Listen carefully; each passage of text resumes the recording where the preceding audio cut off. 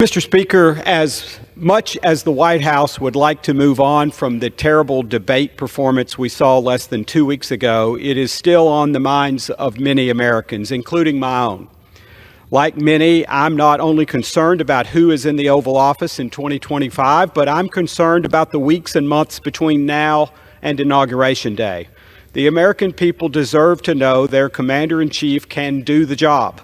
They deserve to know why he requires pictures of stages and podiums before he attends events. They deserve to have their many, many questions answered. Unfortunately, President Biden has decided that one recorded in-person interview and a politically charged letter will suffice. We'd be well served not to forget Special Counsel Robert Hur's report from February describing the president's memory as significantly limited.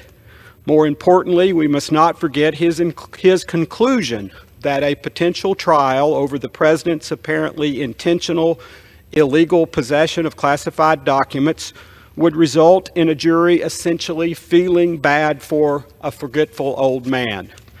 Following that frank and damning report, the president's chief of staff responded by saying, "No one works harder and asks tougher questions than the president." In hindsight, it appears he was willing to surrender his personal credibility in an attempt to keep the president's cognitive maladies hidden. Mitch Landrieu, national co-chair of the Biden campaign, said of the president, quote, "He's on his game," close quote. Again, in hindsight, perhaps the game he was referring to might have been shuffleboard. Weeks before the debate, we saw the headline, quote, "Biden appears to freeze," close quote, detailing an event from the White House. We've endured 3.5 years of similar stories. Just days into his presidency, the New York Times published a story titled, "The Many Ways Joe Biden Trips Over His Own Tongue." In May of 2022, the Washington Post published an article titled, "3 Theories on Biden's Repeated Taiwan Gaffes." One I remembered most is from Reuters 2 years ago, which reads, "Gaffe or Insight, Deciphering Biden's Unguarded Answers." The American people should not have to decipher anything. Mr. Speaker, I, along with many of the Tennesseans I represent, believe we are still the shining city on a hill that Ronald Reagan referenced. In this country, the First Amendment enables us to ask frank questions. In this country, we hold our elected officials to account.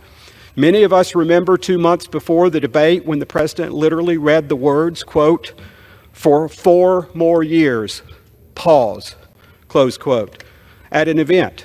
We also recall this year when President Biden mistakenly claimed he was vice president during the pandemic.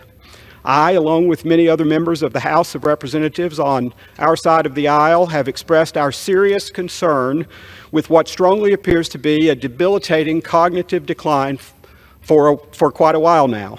Yet those concerns were dismissed by the mainstream media as right-wing propaganda for all these years.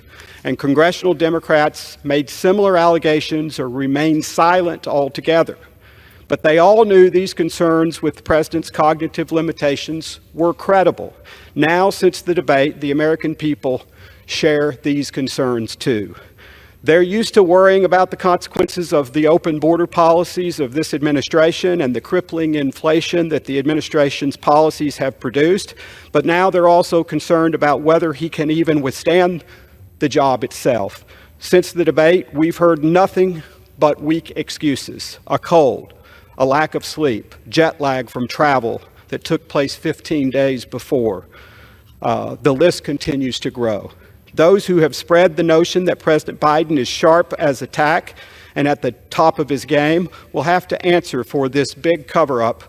Indeed, they are complicit in the credible anxiety that the American people feel. If we suffer a major national security incident which our impaired president fails to handle properly, they'll be complicit in something much worse. Mr. Speaker, it's past time for our president to pass the baton on to another, and for my colleagues on the other side of the aisle who have helped to perpetuate this cover-up, they need to switch course and do the right thing. Thank you, Mr. Speaker, and I yield back.